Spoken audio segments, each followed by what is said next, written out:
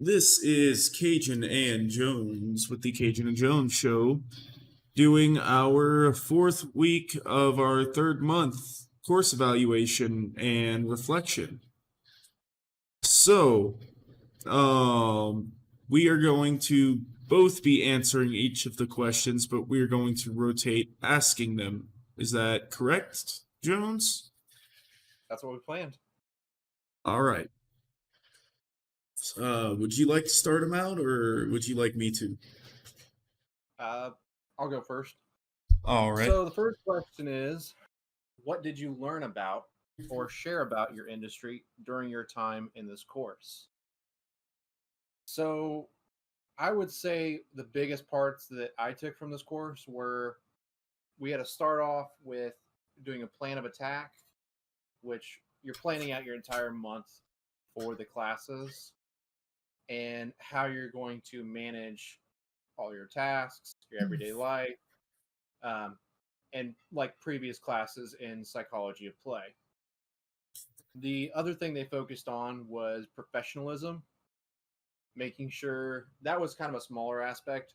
They just wanted you to go through and make sure all your stuff on Facebook, Twitter, LinkedIn, everything was professional. There was no pictures on there that was you partying and doing something you should have. It's going to be a business frowning on you. The other thing would be networking. We did a lot of focusing on networking.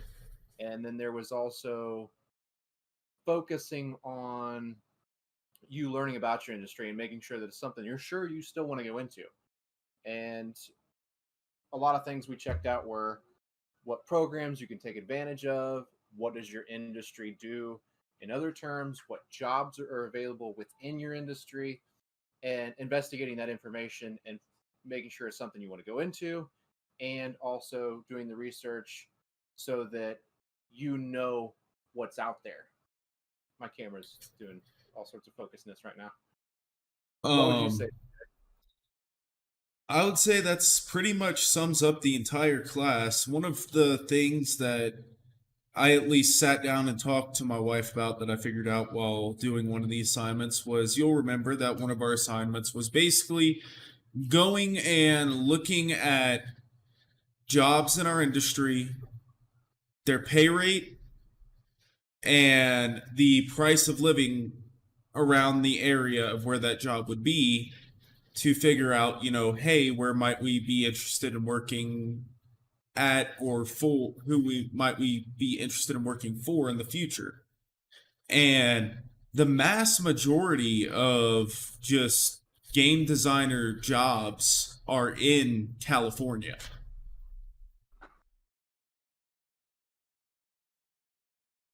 I get what you're saying. That's actually kind of diving into the next question as well. What did you learn about your own future in it during the period of industry exploration? Well, here's the thing. Because I absolutely despise California. I looked at some of the positions. Me and you are in the same degree field. So I looked at some of the positions, but one is I'm not too keen on California. One, they're anti-gun, so a lot of there's a lot of anti-gunism in California. So let's just say we're both Southerners. I lived in the South for a while. I'm still a Northerner by tradition, but I lived in the South for a while. But there's that. One, I don't think any of my vehicles would be regulated to code. And two, mine sure as hell wouldn't. You know what I'm driving. Yeah. Two, the cost of living is tremendously higher. It's still a great place to go work in our industry. It's just you have to know, as we did some of the research and everything, you have to know the cost of living in some areas are tremendously higher.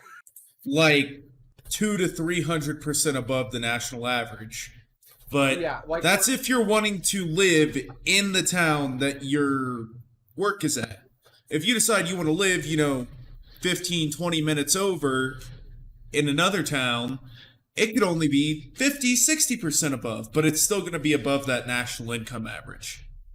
Which, since we're already diving into what did you learn about your own future? Um, Mine actually changed. So if you remember before this month, I wanted to create my own company. Yeah. I wanted I wanted to create my own virtual reality company for educational purposes and launch that into schools. That's still something I want to focus on, but there's a lot of things that go into making your own business, and there's a lot of liabilities, legal stuff that you can be held responsible for. Yeah. And I'm not totally against still making first person shooter games, making virtual reality games in general. And I've always been a fan of Epic Games. So now I'm looking at trying to go to Cary, North Carolina, where um, I had actually lived down there for a little while, about an hour away from there. And it's something that I'd love to go back there. The only reason I came back up was I got discharged out of the military, and uh, I didn't want to take any chances. I'd rather come back up here where family was. And now that I have my family, I'd like to move them down there with me. Yeah. But plus, it's a great company to work for. And I know yours actually, I think has changed a little bit as well, hasn't it? I'm still looking at EA in Louisiana. You talked about Uh, Orlando there for a while though too. yeah, that just depends. Before we can move to Orlando, we need to save up money. As I mentioned earlier, my truck is not the newest, truest, most efficient machine out there. My truck's an old 2000 Ford F-150, and it gets about 9 miles to the gallon in town and 13 on the highway. And So much bigger, much smaller, much larger difference than my 2020 Ford Fusion. yeah, it's in fact it's probably on the complete opposite end of the efficiency scale, I get about but 28 miles a gallon, bud. it's what I got, and I got the sucker for $800. Hey, But it probably gets better gas mileage than the 69 442 though. yeah, That thing probably eats gas. um, but like I was saying, the problem is figuring out whether we want to save up the 1,500 to 2 grand to move to Florida and get there, have a place to stay but not have a job guaranteed, or move to Louisiana where we're working on a place to stay and we have a job guaranteed. So it's kind of in that toss-up zone. Either way, there's an EA location in that area that I could work at and work my way up from. The reason why I like EA so much, for anyone that's interested, is that was the job that got me into wanting to pursue my career in game design. I worked for them as a QA tester for about 7-8 months and then had to move. Not company issues or anything. It was I literally had to move across the country and had no other locations near where I was moving to. So you want to go ahead and dive into the third question? Sure. Going forward, how will you apply the skills and concepts you've gained to your future success, both in your academic care as well as in your professional career? I'll let you go first on this one. So, as far as some of the skills we've learned this month, networking is a big one. And that's going to play a really big factor into our future success because it's a big field out there. There's always constant changing. And networking is not just going to be where we're finding out about positions available. It's also we're going to be able to keep in touch with, hey, did you know that this has now changed? Things are being done this way. Or there's this new platform out that's really good for stuff. And if you're friends with another designer, he may tell you, hey, there's a new program that's good for overcoming this issue or something. But at the same, not violating any NDAs or anything like that. Yeah. So it's It's funny you're going to be because collaborating. You didn't So really believe me when it came to QA work and the amount of NDAs that you have to sign to do it. Whenever I originally told you about that. Well, since that's why starting, I haven't even mentioned that yet. So let's we can talk about the program. We can't talk about what we're doing. right. But moving Both on of to you both go. of us have joined this Agreed. program through the college that allows us to do small, lightweight QA testing in our free time. Which Um, and I was explaining to him because he was interested and I have QA experience. I was like, trust me, you are going to have to fill out an ungodly amount of non disclosure agreements. And was I wrong? no, you weren't wrong. But especially with this ability for us um, to do this, my background in game design is much less than what yours is. Now I've come a long way in the short amount of time that I've been in the field of game design Yeah. of the game industry, but for me, this is a really good program to get into as far as something for a job later on for them to look at in my background. Yep. Um, as far as though the networking I wanted to talk about still, um, there's a lot of conferences that you could take advantage of. The GDC, the Game Developers Conference, that's usually in California every year. IDGA, Yep, there's quite a International. few of them. Yep. There's a Um, bunch. And the then you, of course, have your base networking platforms like Facebook, Twitter, and LinkedIn. Yeah, and I went through actually this month and went through my entire LinkedIn, which professionalism that dives right into that. With another concept, I actually went in through my Facebook, took off. I didn't really have anything on there that I'm not a party person. I'm not a person that goes out and does a bunch of stupid things. I did that enough in high school. So, Now, you um, see, I'm the type of person that goes out and does the stupid things, but doesn't record me doing them. right, which I didn't have really anything on there. I think I had a picture of I think we were shooting guns or something like that, and I just took it off because I was just like, I don't. It was mainly just me cleaning up some stuff that I didn't even care to have on there because I don't really have anything Yeah. that's non-professional anyway. But it also got me into, hey, I want to have a nice professional picture that's edited and everything, looks good, and something that's not just like my old profile picture was me sitting here like this or like this, and Yeah. so I wanted to have something a little bit nicer. So it's just cleaning up, making it more professional, build up your resume, build up your port. You're technically building up your portfolio overall, um, but that dives into cleaning everything up, and then LinkedIn. I think me and CJ are now connected now, or Hmm. Charles. You guys would know him by Well, through CJ. school. CJ through normal, but Charles through school. Yeah. Um, but or Cajun. Yeah. Or But Cajun.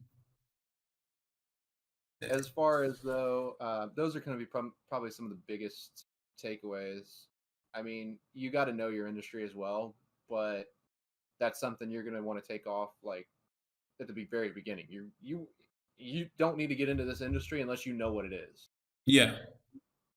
because we've encountered people that shouldn't be in this industry. That's all I'm going to say on that. But Uh, we if still you got to get be into thoughtful in this this, video. yeah, if you're going to get into this industry and you want to go down this career path, one, try to find a place that'll let you do QA work first. That is the easiest step in the door to get into this and find out if it's something you actually want to do. That is what I did. That is what Jones is doing. And from what I understand, he's loving it. Yeah, I my know. passion that started this was whole virtual reality. I got into an arcade, and then my son's disability. So that's what drove me. Like, hey, I'm I've got a big picture here, and then the testing and everything just made it even icing on the cake. Yeah. And then I know from my previous experience, the QA testing job that I had was the best job that I've ever had. There were aggravating and disappointing times. There were nights where we were testing the same build we had been testing for 2 weeks straight, and it's all we had. So we just kind of sat there and screwed around because we had already ran all of our tests, and we hoped we'd run into a new bug while just kind of screwing around. And but that's going to be any QA job that you do. You're going to have those points in time where, you know, the dev team's not working as fast as they should have, and you're trying to pump out and get this done so you can get on to the next build and keep caught up. And it's just, and then there's other times where you're overwhelmed. You have to sit there and test 2-3 builds in one night. And that's how it is. I think I'd love to keep going, but I think we're probably gonna have to jump into 4 because we're gonna be pushing time limits. Yeah, we're at 16 minutes right now. But we're both doing the same video, so only he has to watch one. So actually, no, he's gonna end up having to watch it twice and watch the same exact goddamn video twice. Well, I mean, he'll probably be like, "Hey, I get what it is. I already know what they said," because I don't know. I'd be cutting corners if we both share the same video. But anyway, if you could give the upcoming TEM classes some advice, what words of wisdom would you offer those students to help them get to the most they can from this experience? First of all, remember, this is thoughtful. Know how to use Microsoft Word. Know how to experience in Microsoft Word is essential for this class. If you do not know how to use it, you will have issues. You will be constantly looking for help. It is something you need to know. Even if you just go on YouTube and watch some tutorials, do that. Take 15-20 minutes out of your day and watch 1 or 2 tutorials on how to use Microsoft Word. It will save your life in this class. I think there was a handful of people that were like, I mean, I can't believe they never made a PDF in their life. But I mean, I'm not trying to badmouth people. I understand it. I'm trying to be nice here. It's just that sometimes I'm a tinkerer. Hopefully I said that right. English was not my forte. But I like to tinker. So I'll jump into something, mess around. It doesn't take long to figure out how to do it. So take the time, learn it, figure it out. Type up a sentence, play around with the editing stuff. CJ was on I showed was him 1.1 or 1.2, and I had figured out how to customize it, and you were like, "Hey man, I'm really stumped. I don't understand how to do the customization they're talking about." And I was like, "It's easy, dude. Just go here, click this, click that, and there you go." And the second week I told you, I'm like, "Hey, did you know you can do multicolors?" Yeah, and I was like, "No, I just knew how to do the one flat color in the border and make it look decent, and that was good." So a lot of me and Jones's work is kind of built off of each other. We work together a lot. We brainstorm together, try to figure things out. If one of us is stuck, or if there's another student stuck and one of us can't help, the other one will. When he says built off of each other, that is not like we're copying each other's work. No, or something like that. We collaborate. We tend to, if one of us doesn't get it, we explain it to the other, or it's just we kind of understand things together rather than separately. Yeah. Bromance. Not romance. All right. All right. So, as far as though what I want to say going into the industry, know your career. Now, yeah. If you go in here and they have you look at your if they have you go in and research your career and everything, and it's not what you wanted to do, don't keep going through it. You Don't be have afraid to you have 4 months to decide what career you want to do that Full Sail contact the offers. liaison if this is something you don't want to do, and tell them, hey, Deuce. I don't think I like this. Find out, pick the career path that Full Sail offers that you think you will enjoy. And if that opinion changes within the first 4 months, contact them, talk to them, change programs. Because those first 4 months are the same classes that everyone has to do. That's your chance to be like, oh, I really don't like where game development goes down. Maybe I want to do game art instead. You can make that change, but you can only do that during the first 4 months, because after that, it is all classes that are geared toward your specific degree. And in the networking part, if there's an industry you're curious about, don't be afraid to network with somebody else and ask them what entails in that industry. If it's something that you'd rather get into, find out about it. Find out what people in the industry are doing with that, and contact your liaison and say, hey, I think this is something I'd be much more interested in. But if you like what you've learned and you like what you've gone through and researched, and it's just psyching you up more, go through with it. If you get excited about what you read about and it makes you want to do it more, then you know you're in the right industry. Yep. Like, I get excited about my schoolwork. So, like, I mean, if you can, here's my thing. If you jump on your schoolwork and you're just like, man, I hate this, I just don't want to do it. So boring. I guess sometimes when you're in one of those moods or something like that, but if you just hate your schoolwork all the time, you're not in the right industry. No. I get going. You do Well, too. yeah, I do. You saw I was showing you on our replies the other night. Everyone, like, I was writing paragraph 100 to 150 word replies in 5 minutes each. I'm gonna double check here and see if I think Think we're good? that's all the questions. All right. So I think we're uploading this to YouTube. So We're uploading this to YouTube, putting the YouTube link into a PDF, and then sending it in. Yep. So God help my internet. I guess if you guys like these, don't be afraid to like and subscribe to the channels, and then go check out our streaming channels for gameplay. I am www.twitch.tv/CajunPlays with a Z. And I'm the only Jonesy Boy 1018 on Twitch. I cannot tell you what it is off the top of my head, but if you would like to hear it, comment, and then I will post it. So, but yeah, all right. Let's go ahead, get this uploaded and sent in. What you think? All right, let me end here.